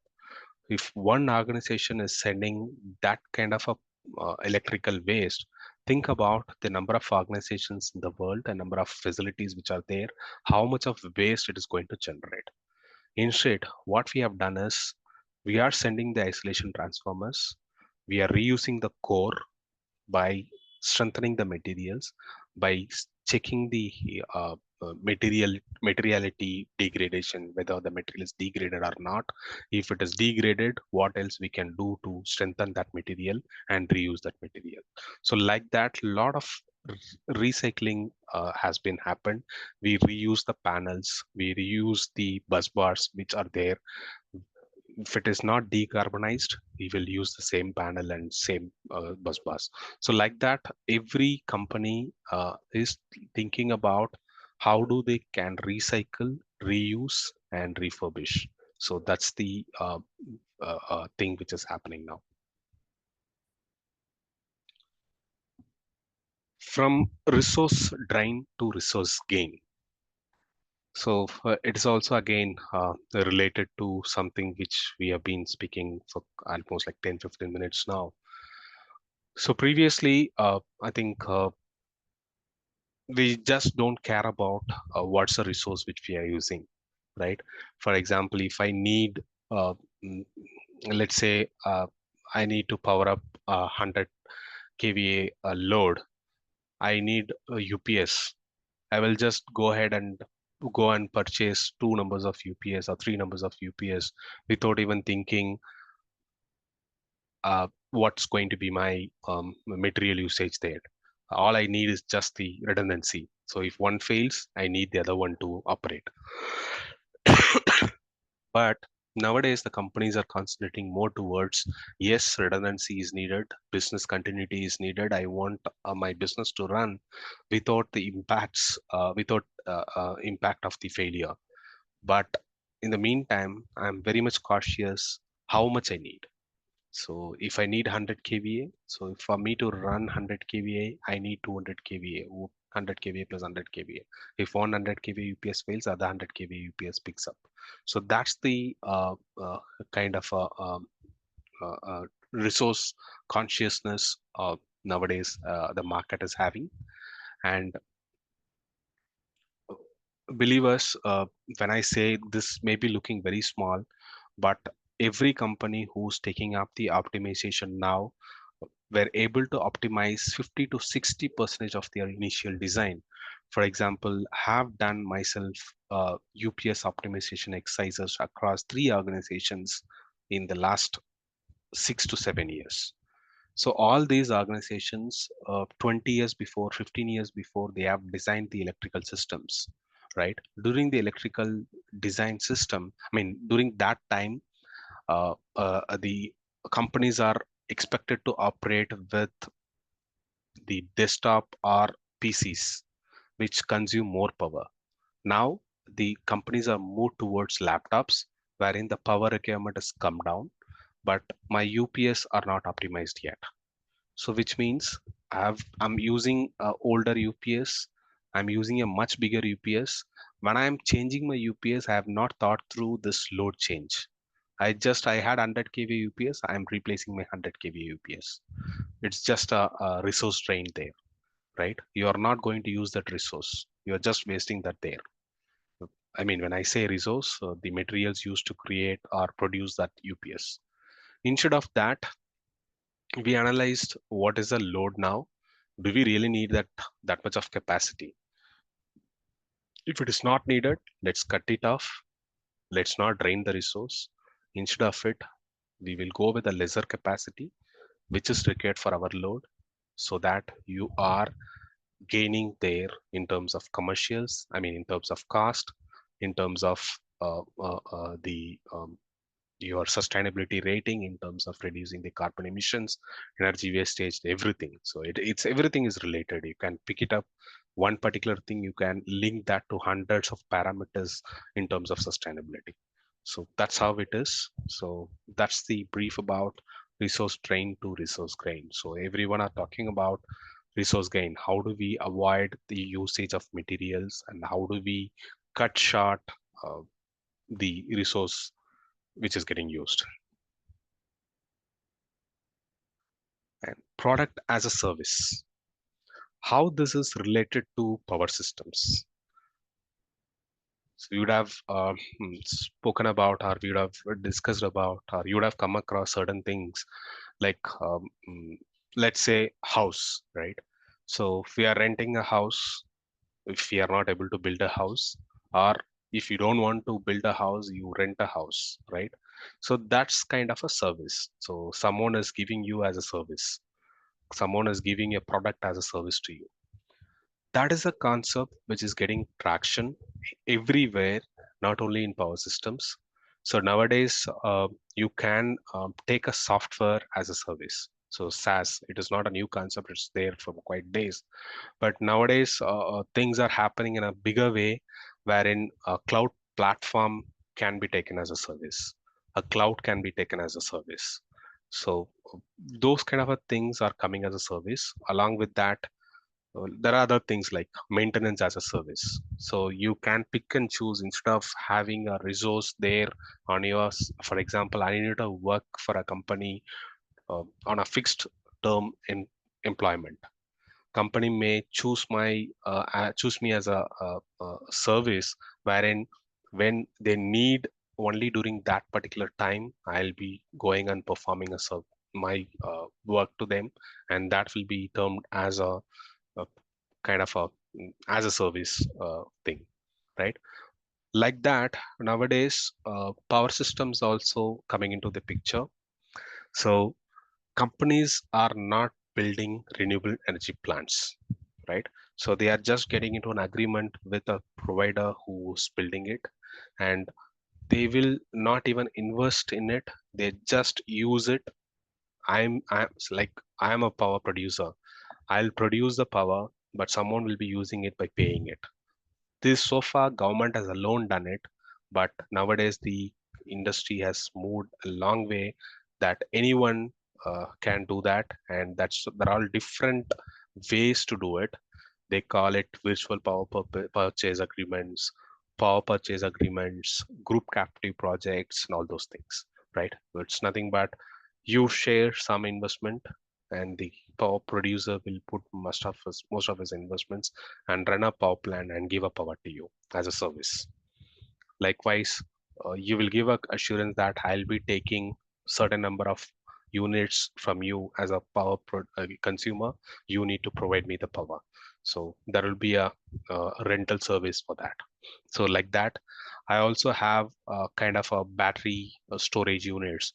So nowadays there are systems called off peak and on peak, right? So you should be aware. In an industry, there are certain duration. For example, in the high traffic time, like high consumption time, if the company is using lesser power, so there is a cost benefit which is coming into the company. If the company is using higher consumption during the less kind of a traffic period, so that time there is incentive to that. So these are the things which are happening. So for that to enable, I mean, for that to happen, there are some battery storage, the energy storage stations which are there, which will feed you the energy during the off-peak time or on-peak time. So that you reduce the energy which is getting from the grid, so you pay less to the grid supplier. So these are the services which are coming in, which are kind of a more of a sustainable services, sustainability related services, which also helps to save the cost. Also, it helps in the sustainable, improving your sustainability things.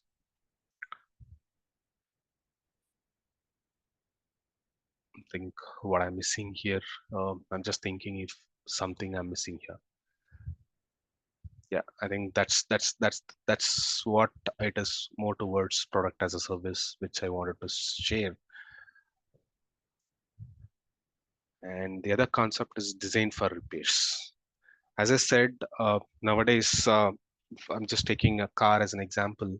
Previously, the old cars or old TVs, whatever it is, you can repair it, right? If any spare parts is kind of not working, you can get that spare and replace it. But nowadays, whatever the product which is coming in the market, it is all not repairable, it's all replaceable. So that's a strategy which is there, created or used by the companies nowadays to have to increase their sale, to increase their profitability. But I think that is against the sustainable way of living or sustainability. So now the companies are getting rated in terms of their products philosophy, design philosophy. If your product is maintainable or if your product is repairable, then there is a higher rating which is getting given, which is also kind of incentivizing companies to through various kind of incentives, right? So not here, it's mostly in the Europe countries. If your product is repairable, if your product is kind of maintainable, then there is an incentive which government will be providing to that particular company. So they are trying to establish this particular thing to bring back the old philosophy of maintenance.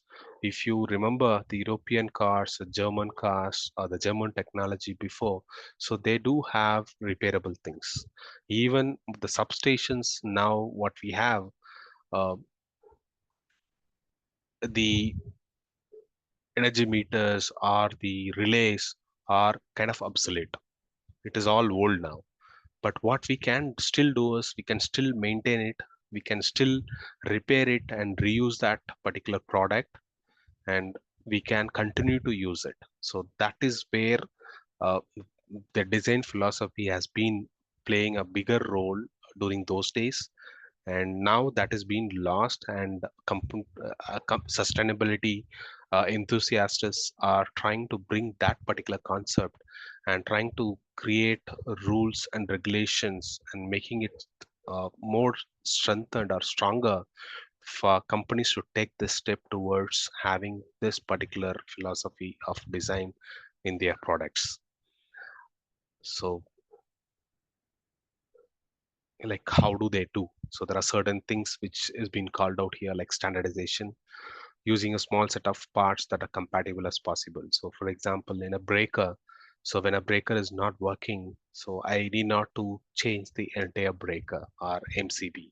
So if I can able to replace that small part which is creating a trouble to me, so that's when the reliability of that product or the sustainability of that product is good. So there are some ratings which are given for each of these electrical products in terms of sustainability, in terms of repairability. So that's kind of a needs to be standardized is what they're talking about. Modularization, so design products in modules. So for example, let's say I need a UPS today, and tomorrow I may be increasing the load, increasing my electrical demand of a building is going to increase, but I'm not very sure about how much that is going to increase. So I need to have a modular concept wherein today I'm using the UPS for, let's say, 60 kVA, and if tomorrow my load is increasing to 80 kVA, I just need to plug in another 20 kVA UPS into the same 20 kVA module into the same UPS and use for the same use it in the same building instead of buying a new UPS. That's a modularization, and also thinking about how do we have this in various other areas of the electrical systems. So every electrical system, every electrical manufacturer, where if it is permissible to do that, are thinking about providing modularization as a business kind of a USP to the product. So that kind of a mindset is already there in the market. Functional packaging, so designing products with functional packaging. So for example, if a kind of a product is coming out, the packaging of that particular product is also matters a lot. It takes a lot of raw materials to pack that product and bring that to the end consumer than the raw materials used to create that particular product. There are various products like that. The shipment cost, the packaging cost is more than the product cost. So like that situations are there because of the sensitivity of the product and the type of transfer which is happening. So those are things which has to be considered in terms of the design philosophy. Interchangeability. So I should change, for example, I'm going with lighting arrestor of a certain capacity. So tomorrow I should be replaced with that lightning arrested with a newer technology instead of like instead of sticking to the older technology or the compatibility of it, right? So the system should be compatible enough to take at least the next 10 to 15 years of technology or the technical improvements which is going to happen. So that is the interchangeability which we are talking about. Accessibility. So we need all these things, like modularization is needed, standardization is needed, but for that reason we cannot complicate or we cannot make it bigger or worse product, right? So the product has to be accessible, the product has to be usable, user friendly and efficient. So just because we need to repair and we need to maintain it properly, so we cannot have multiple kind of what to call parts which will be kind of not accessible or becomes difficult to manage. So other things are almost similar: malfunction, fault isolation, identification, all those stuffs. So I think these are the things which I'm thinking about sharing within these particular concepts of power systems. So maybe this is kind of a very high level, but if we talk about sustainability, how the sustainability works within the power system. So how do we drive the roadmaps to achieve the sustainability is something which is very, very important, right? So companies can tell that I will procure renewable energy so that I become my carbon emissions are reduced. So I'm doing a sustainable business. No, those days are all gone. So nowadays everything is getting checked and everything is getting into a deeper mode to analyze where the carbon emissions, the real carbon emissions are happening, and how do we avoid that carbon emissions. So to avoid carbon emissions, we should have a stronger policies and procedures in place, and the basics of all these things is circular economy. So that's how the industry is evolving. So now when I speak about the net zero transactions or net zero roadmap which a company is setting up, a company is thinking about more from a product which if for example, let's say take HPE as a company. So we produce servers, right? So the circular economy for us is we reuse the materials. For example, our Gen 8 servers, now the Gen 12 servers are coming in. So how do we reuse the materials from Gen 8 servers into the Gen 12 servers? How do we collect back the Gen 8 servers from the industry and use that instead of depositing as a e-waste? How do we use that as a raw material for the Gen 12 products? That is one aspect of it. The second aspect of it, the newer generation products, can that consume more energy or can that do more work with the same energy which the Gen 8 system is consuming? So that's again the other way to look at it. So doing more with lesser energy. So that's also a kind of a circular economy or a sustainability practice which will be linked together. Another thing is, for us to produce this particular product, what else are needed? So from shipping the raw material from the base location to the production site, and from shipping the produced goods from the manufacturing unit to the distribution hub, and from distribution to hub to the retailer.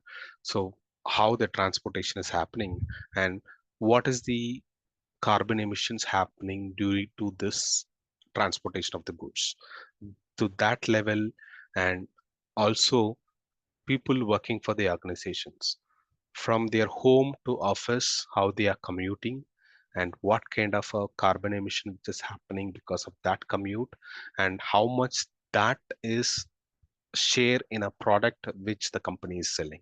For example, if I'm selling a server, blade, I mean server machine, that machine has these all components, right? My employee coming to office related to this particular product led to this particular carbon emission. So may not be quantifying at a individual product per basis, but as a company, so they are tracking each and everything in terms of carbon emission, which all lead to carbon emissions. And the other aspect is the mechanism or a machineries which are running to produce this particular product server, and also the facility which is used to produce the server, the power consumption for the machineries to produce the server. So everything is getting tracked, and it's basically clubbed into scope 1, scope 2, and scope 3 emissions, right? So to put it in a nutshell, to reduce all these emissions, companies ran a policy and set a roadmap how and when they wanted to reduce this particular carbon emissions over the years, and how when they will achieve net zero. So that's a roadmap, sustainability roadmap companies are talking about. And to achieve that roadmap, I mean to achieve their goal, what is happening and how do they achieve it, the processes, the frameworks, everything are interlinked to circular economy. So that's what that's with that, I think I would like to open it up for the questions and feedbacks. We can discuss on that. So I don't have much about beyond this particular in this topic. So we'll be happy to have a conversation.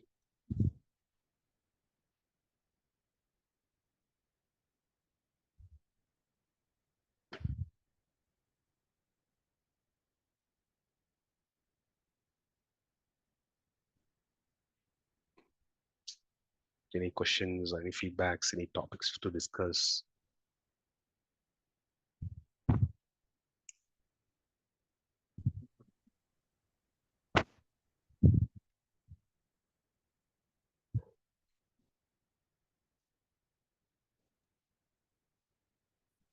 I think.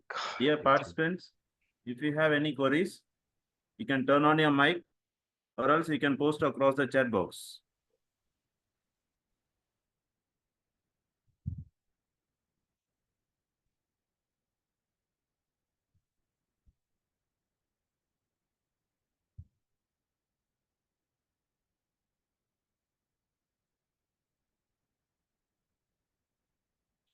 I think if there are no queries, I would give back 30 minutes to all of you.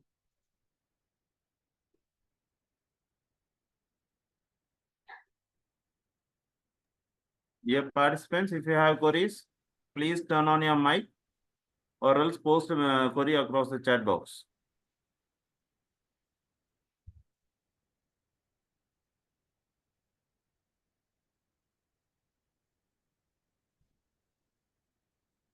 Or else we will wind up the session today.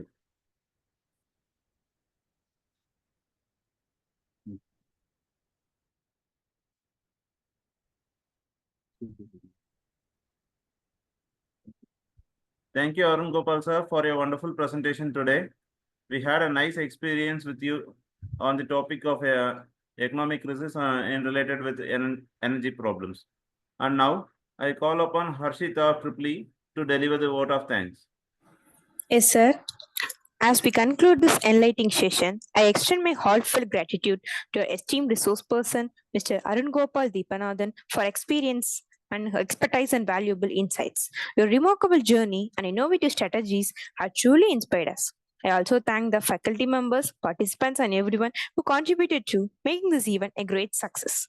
Let us take the learnings from today and apply them to create an impactful and sustainable solutions. Thank you all for being a part of this wonderful session. Thank you, everyone. Thank you, Harshita. Thank you, Thank you, sir. management and everyone for giving me the opportunity. Thank you. Thank you, Harshita. And Thank dear you so much, participants, we will be having 3 sessions by tomorrow. And tomorrow is the last day of our Atal Faculty Development Training Program. And the first session will be from 2 p.m. to 3:30 p.m. And the second session will be by 3:30 p.m. to 5 p.m. And the third 5 p.m.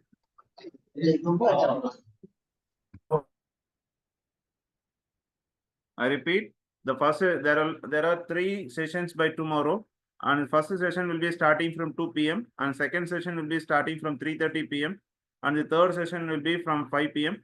and after that we will be having a quiz program, which means assessment program and assessment test in the form of Google Forms. So all will be available for the link in the same link, and the feedback link for the today's session will be posted across the chat box. Thank you all. Thank you, Arun Gopal sir, for a wonderful session again. Thank you, sir. Thank you. Thank you, everyone.